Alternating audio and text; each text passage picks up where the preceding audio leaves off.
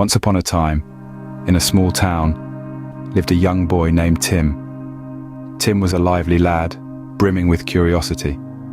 He had an old radio, a gift from his grandfather, and he loved listening to the broadcasts from all over the world. Tim had this dream of becoming a radio broadcaster, telling stories, sharing news, and connecting people. But everyone around him, his parents, his teachers, even his friends, told him it was a silly dream. They told him to focus on getting a real job, something secure, something that would pay the bills. Tim was led to believe that his dream was unrealistic, that it was not worth pursuing.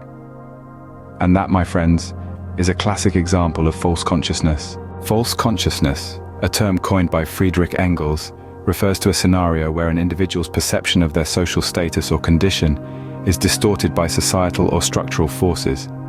It's a veil over our eyes, obscuring the reality of our own lives and experiences. Consider the example of a country. If you've ever heard the phrase, the American dream, you know what I'm talking about. It's the belief that anyone, regardless of their background, can make it big in America if they just work hard enough. But is this really true? Or is it a form of false consciousness? A narrative peddled to keep people believing in a system that often favors the wealthy and the privileged?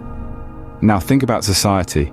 How often do we accept things as they are because we've been told that's how they should be? How often do we conform to societal norms and expectations, even if they don't align with our personal beliefs or values? For instance, the notion that success equates to owning a fancy car, a big house, and having a high-paying job. But who decided this definition of success? Isn't it possible that this is another example of false consciousness?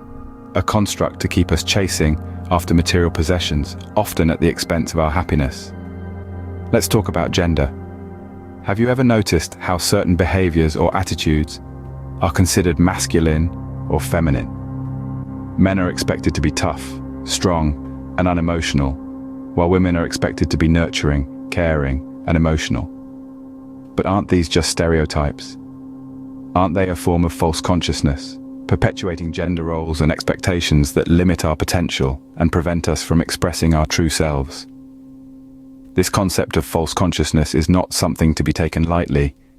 It's not just about dreams or aspirations. It's about our freedom, our ability to think for ourselves, to question, to challenge, to break free from the chains of societal expectations and norms. So, I leave you with this.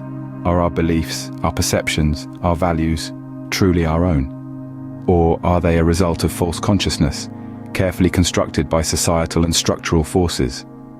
I urge you to ponder, to reflect, and to uncover the truth for yourselves. Because after all, isn't the pursuit of truth the ultimate freedom?